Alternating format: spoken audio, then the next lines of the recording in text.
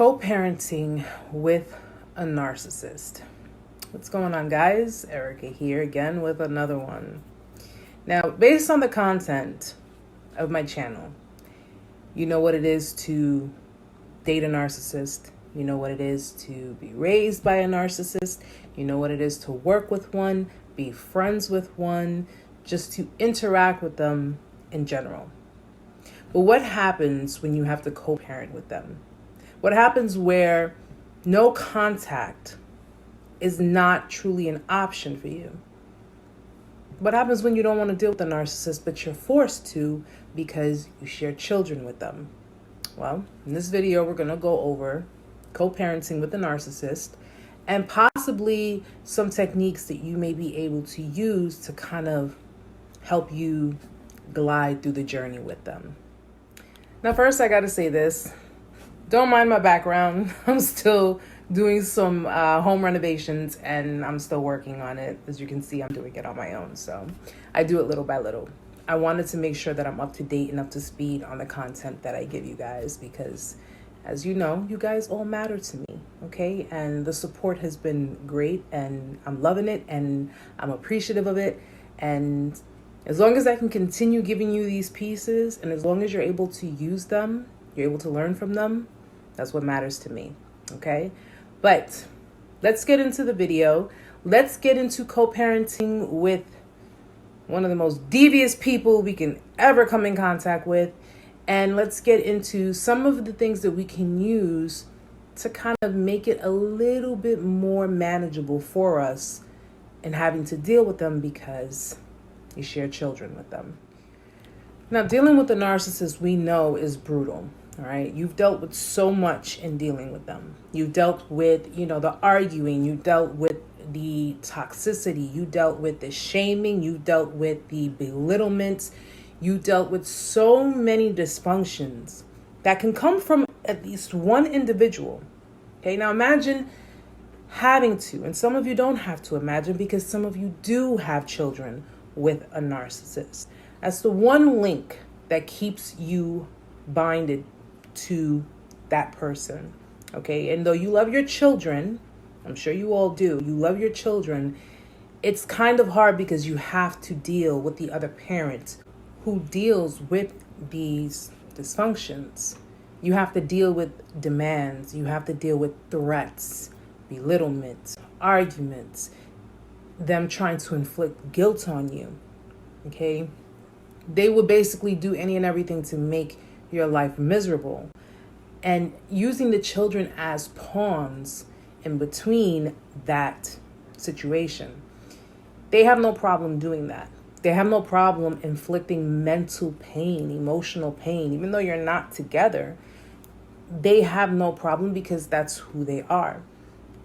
Every video that comes out about narcissists, the end result is always going to be the same when it comes to them, okay? Manipulation, emotional abuse, mental abuse, that is what they do, okay? But if you are a parent who is aware that the other parent of the child is a narcissist, there are ways to get around it.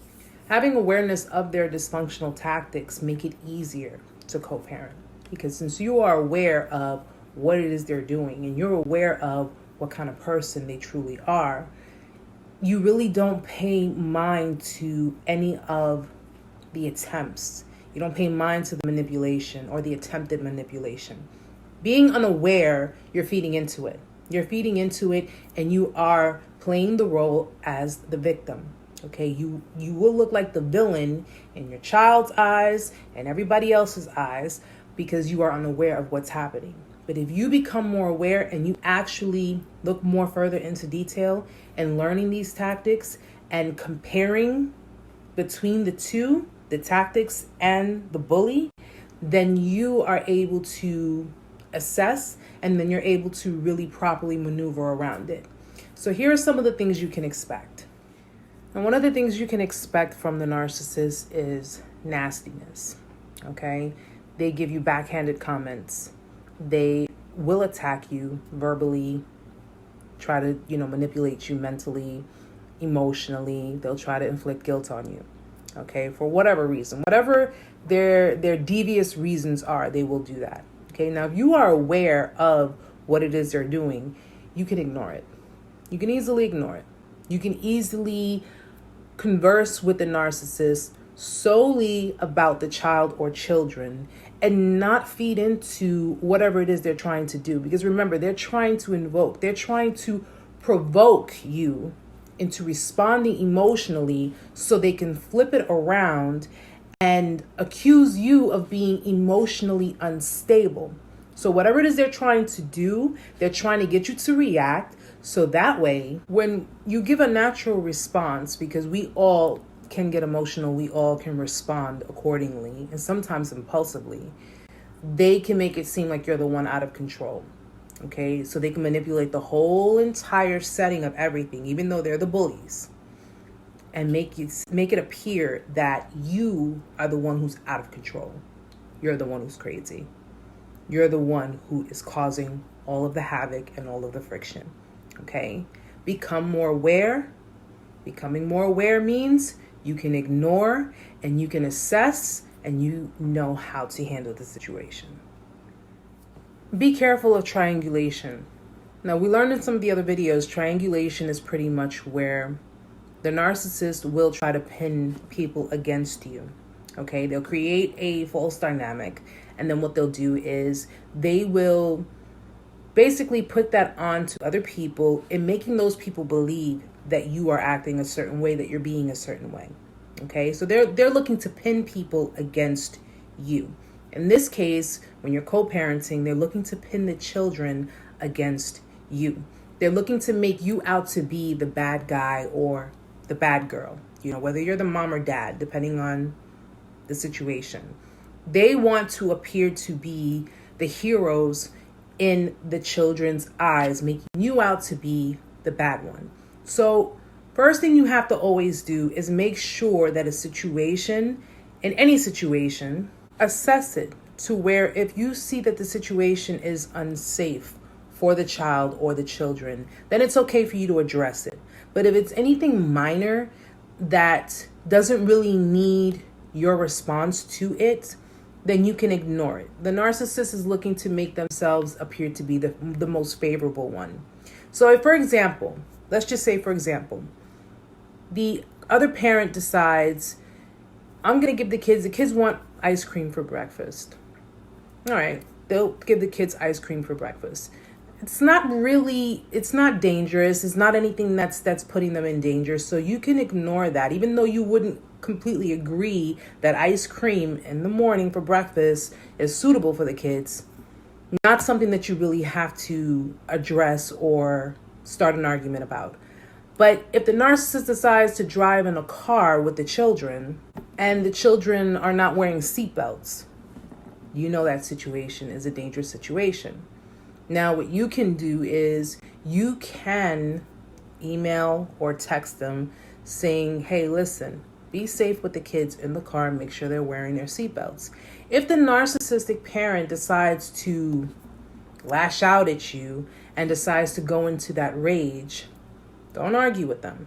Don't argue with them. Remember my other video, I said, any kind of communication you have with them, document it. So if you send a message to the other parent explaining to them that the safety of your children comes first, and they decide they want to lash at you, they decide they want to just throw all kinds of tantrums with you, you already have that documented. So if ever in the future, if anything happens, or if ever it comes to the point that you have to go to court, whatever the case may be, you have your proof. Don't surrender to their threats or the attempted guilt that they're trying to put on you. Now, we know that narcissists, narcissistic parents, do not properly bond emotionally with their children, okay? But in this case, if you properly bond emotionally with your child and you enjoy your time with your child, understand that the narcissistic parent is going to try to rattle your cage, okay? So if you're spending time with your child, one-on-one time with your child, they're going to try to do things to, again, provoke you, to get you to respond, to react, so you can appear in your child's eyes that you're the crazy one, okay? The narcissist already knows the whole manipulation game. So they already know how to respond to the child if the child ever came to them and asked them anything. Their key thing, since you're not giving in and you're ignoring them, because as they're doing this, you are to ignore their texts, you're to ignore their calls, don't even bother with them. Okay, you can even act as if they don't even exist, because at that point in time, it's only about you and your child or your children. That's it. You don't have to entertain the other parent. You're not obligated to do so. Your child is safe with you. Your child is enjoying their time. And if you need to reach out to them, it's for emergencies only. Very limited contact. Keep it very limited. Anything beyond that the narcissist is trying to really get you to, don't do it. Don't do it. It's a game. It's all a game to them. And they'll continue doing it because they feel entitled to do so. Why? Because they are the other parent of your child, and they know that you love your child. They know that you would do anything for your child, and that kind of makes them feel entitled. Just keep this in mind. It's very important to maintain healthy boundaries, okay? You have to create those boundaries. The moment you create those boundaries, understand that a narcissist doesn't understand boundaries, okay? They don't understand it. They don't resonate with it. They cannot relate with it. They basically look at it as, I play a role in your life and I can do and say and feel however way I want. Reality of it is, just because the other parent is the parent of your child is your concern, not them. Your child is your business, not them. Protect your time with your child, protect your time with your children, and really, really communicate with them that no matter what, you love them, you will always be there for them. They are the priority in your life. That's the important part. Now, it's important that you become extremely aware that the narcissist likes to play favorites, okay? Especially if you have more than one child. We've already learned when it comes to narcissistic mothers and fathers, the whole dynamics between a parent and their child or children. The scapegoat, the golden child, the black sheep, they run those roles around. So it's important that you explain to your children or your child that they are all equally important. They are all equally a priority.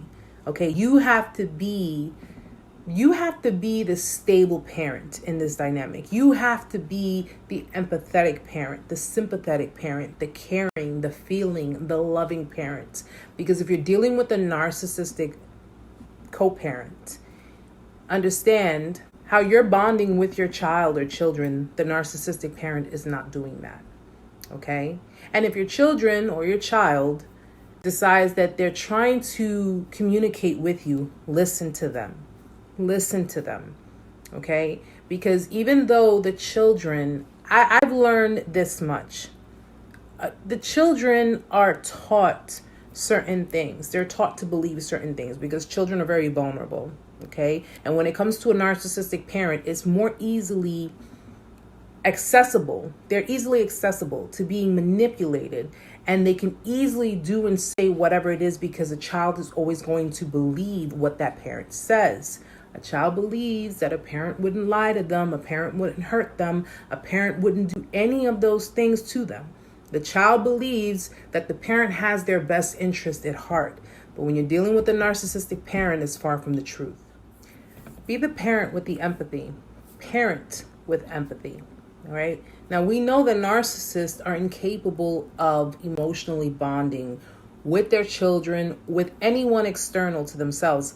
We'll go one further. They're not even able to emotionally bond within themselves because reality is they're internally a void.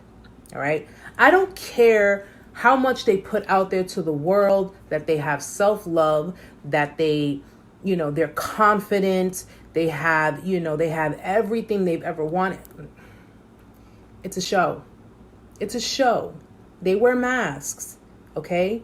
And if you know that the other parent is a narcissist, suffers from narcissistic personality disorder, and or even has extensive narcissistic traits, and you see that that parent is posing for the world, and that they're bonding with their child or their children, or they're showing the world that the children are, they're the biggest part of their lives, it's all for show.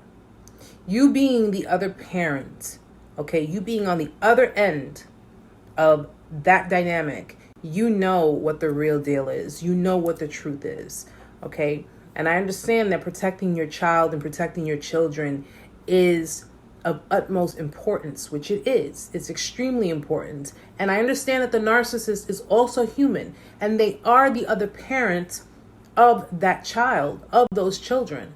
But you have to discern. And the reason I say that is because you have to be careful as to what that other parent is teaching your child, what they are filling their heads up with. Okay, the narcissistic parent is all about maintaining that image, maintaining the image of the world's perfect parent, maintaining the image that they are doing what's best for the child, what's best for the children. Image is the key word, okay? Because behind closed doors, especially if you are separated from the narcissistic parent, you do not know what's going on. You do not know that they are not properly bonding with their children. Unless you are aware, then you do know. They're not properly bonding emotionally with their children. They don't understand their children, okay? And there are certain things that a narcissistic parent will do when it comes to their children. If, for example, you're separated from the narcissistic parent, they will allow the children to do what it is that they want to do based off of what the children is learning from the parent. So if the parent is allowing the child to do certain things that you don't necessarily agree with, or you were not included in the decision making when it comes to certain situations, they will allow the child to do what they want to do because their thing is, I got to appear to be the better parent. I got to appear to be the good guy, the good girl. You understand? But when things go awry, because we know that narcissistic people shift the blame, okay? So when things don't go in the order that it should go based on the fact that the parent allowed the child to do what they wanted to do, that's when they're going to include you. So when the child does something wrong, they'll be more than glad to include you in it because it's your fault that the child is the way they are because they're becoming defiant. In the narcissist's eyes, if the child is becoming defiant, you get that from your other parent. You don't get that from me. Does it make sense?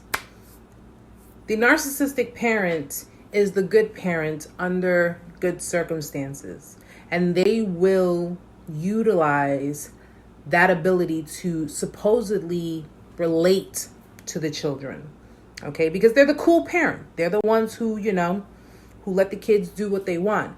But if things are not going in the direction that the narcissist sees fit, naturally, they're going to, what are they going to do? What did we learn that narcissistic parents do to their kids when the kids are not fulfilling the narcissist's needs, desires, or keeping them within the spotlight? They're basically going to lash at them. They're going to chastise them. If they're boys, they may castrate them. If they're girls, they're going to criticize them. They're going to point the finger in your direction because you obviously didn't get it from me. You got it from your other parent. Now, in learning all of this, okay, if any of it's familiar to you, any of what I've described is familiar to you, and you have already been able to maneuver around it, then that's great because at least you became aware, you've acknowledged, and now you know how to maneuver. You don't have to drive yourself crazy with it. But just in case, I'm going to give a few tips on how to coexist and co-parent with the narcissistic parent. Now, the first tip is set boundaries on communication. If you have small children, okay, I'm talking young children, and you are not with the narcissistic parent, obviously, you need to set boundaries on time frames when you will communicate with the other parent. All right, set certain times. Schedule certain times that they can speak with you on the phone if they want to check in on the kids, and vice versa. All right, so there's no confliction. Be steadily careful with this because with any narcissistic parent, to try to get under your skin, they will become defiant. They can call you 500 times in a day. That's outside of the frame that you've originally agreed on when it comes to being with the children. All right?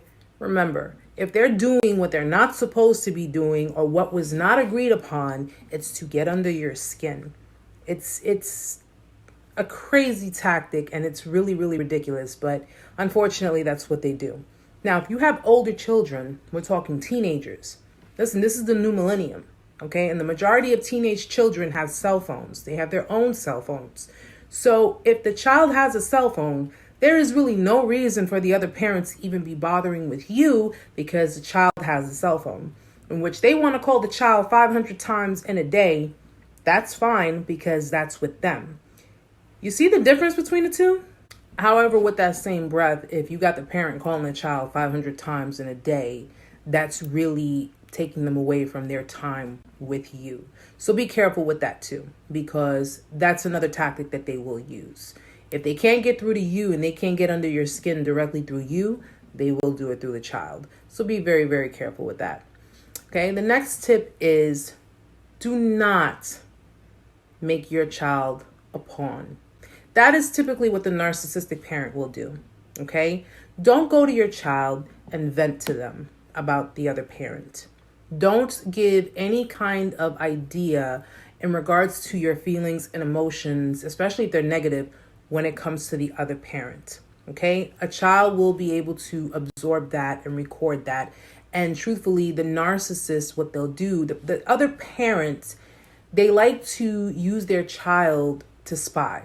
The narcissistic parent will fish for information from the child when the child has spent time with you. So if you're sitting there venting to them and talking stuff about their other parent, naturally they're not going to think anything bad of it, the children that is. And they're going to say, oh, well, yeah, mommy said this or daddy said that or this was going on or that's what's going on. Keep everything minimal. Keep everything minimal. If you feel you need to vent, go to your friends, go to a therapist, seek counseling, but don't go to the child. Do not put the child in the middle of any kind of disputes or discussions that you have with the other parent, okay? Keep your side of the street clean. If the narcissist wants to be messy with it, that's on them. Keep your side clean. Document everything. I cannot emphasize this enough. Document every single thing. Text messages, keep them. Emails, keep them. Any kind of messages. Don't be the one fishing for information in regards to what's going on in the other parent's home. Okay, if you want to know personally how your child is feeling, if you want to know what's going on with your child, a simple, how are you? How are you feeling? Will do.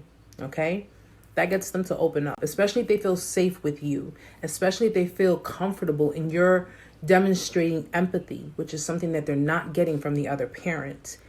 That will open other doorways for you. That's the best way to do it. The other parent isn't giving them much. The other parent is not bonding with them. The other parent is being controlling. The other parent is basically my way or the highway. And even though the child may not show it externally, they are feeling it internally. And it's hard for children to have to deal with something like that. It really is. Do not argue with the narcissist. Okay, you're not going to win. You're never going to win. That's why it didn't even work out between the two of you. But unfortunately, you share a child with them. Okay, that beautiful, loving, adorable child you share with them. And unfortunately, you do have to deal with them. But their thing is keeping you on edge, keeping you on your toes, keeping you upset, getting under your skin. And the fact that you have a child together makes it worse because they have reason to do it now. They will use any excuse in the book to rile you up, waiting for a response, a reaction. Okay? The best reaction is no reaction. Don't respond to it. If you know what they're about, you know what they're doing, don't even give them the pleasure of getting any kind of reaction out of you. Think about your kid. Discern, become aware of a narcissist's triggers, okay? Now, if the child or the children are getting older and they're becoming more independent and they're actually going in that direction of their independence, We learn that with narcissistic parents, especially mothers, they're not big on the child having autonomy because it brings up triggers of abandonment, okay? Beware of the flare-ups that will happen. So if your child is getting to a stage of they're gaining their independence and they're actually going to be, let's say, moving out of home and they're going to be going to college or whatever the case may be, the narcissist will be triggered and their flare-ups can get pretty bad. Okay, we learned that they will try to do anything and everything to make everybody around them miserable, which primarily includes you because you are the other parent. Or even if the child has decided that they no longer want to live with the other parent, and let's say they want to live with you, or they want to, they want to detach in a sense, not completely, but they want to detach and become a little bit more independent in that they can make their own decisions, the narcissist will be triggered. Okay, narcissists as well as codependents, they do have the primary trigger of fear of abandonment. All right, and they will utilize any specific holidays, let's say it's Christmas, Thanksgiving, any time of the year to try to ruin it for you because they're miserable. Okay, if you are aware that the other parent's a narcissist, you already know what you need to do. You already know what you have to do. And if you've already been aware that the other parent is a narc and you have managed to maneuver around it, then I don't need to tell you any further what needs to be done. You're already on your way with it.